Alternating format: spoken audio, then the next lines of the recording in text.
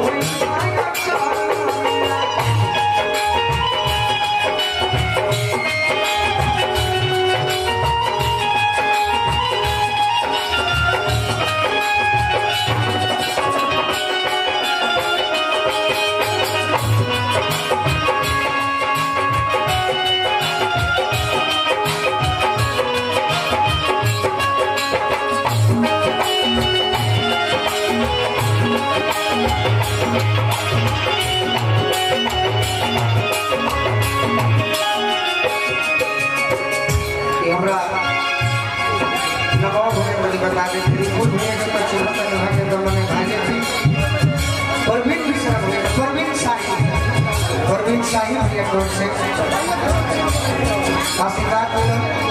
बाकी परिवार के हमारा पप्पू भैया भी बहुत याद कोलू राजा आई गए अनुपमा आई गए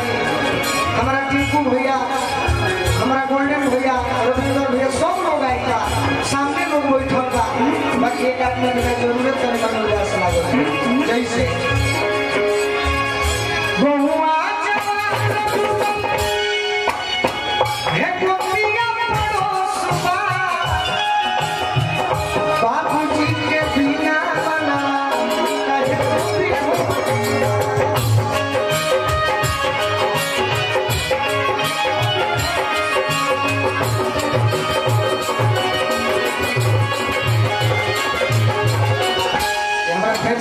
भैया के साला साहब संदीप जी की ओर से बहुत बहुत आशीर्वाद बा हमरा ओर से बार बार प्रणाम बा एक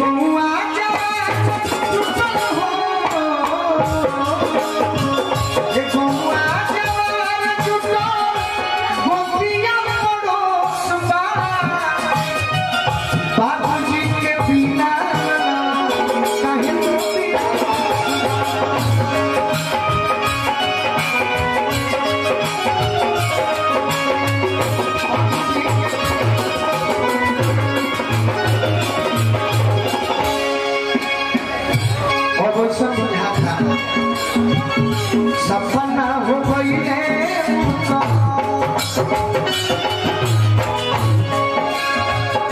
सपना हो गई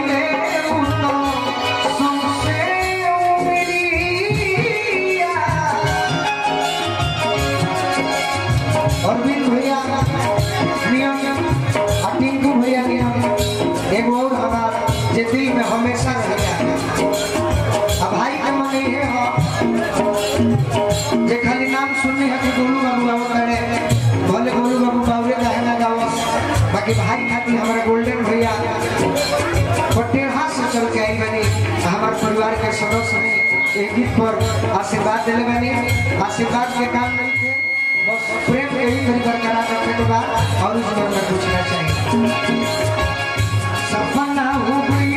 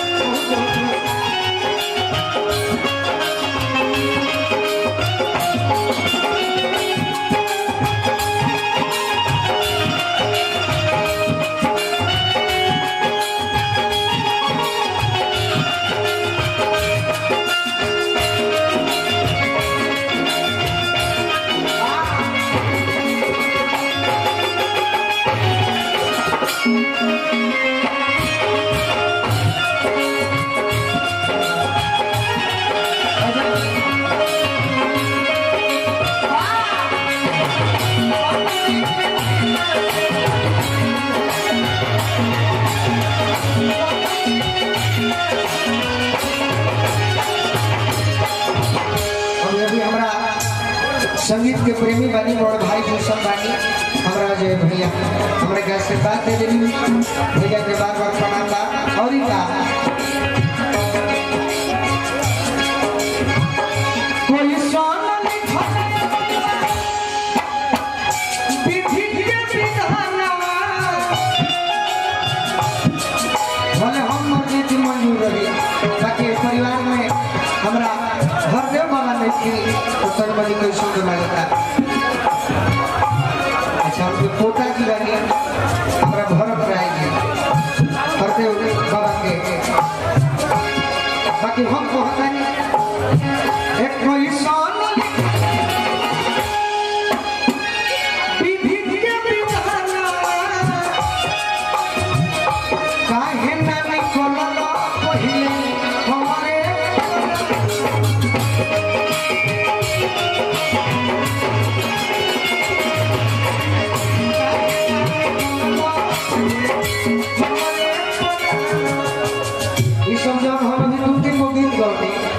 भैया कोर्ट से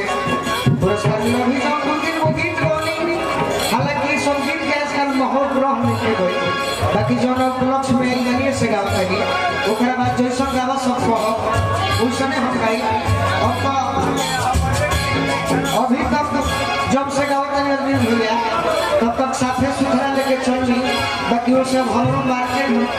बिगड़ रहा साफ सुथरा करने से अब हम सोचल मैंने कि सब लोग तो गाते बा और हम गीत जौन भी आए मने जीवन में कोनो गीत ना वो बोलू भाई सब देखिए मार्केट बने लगे वो तू भैया होता तिलक के सिकरिया वो तू भैया तिलक के बाबूजी के बिना सोना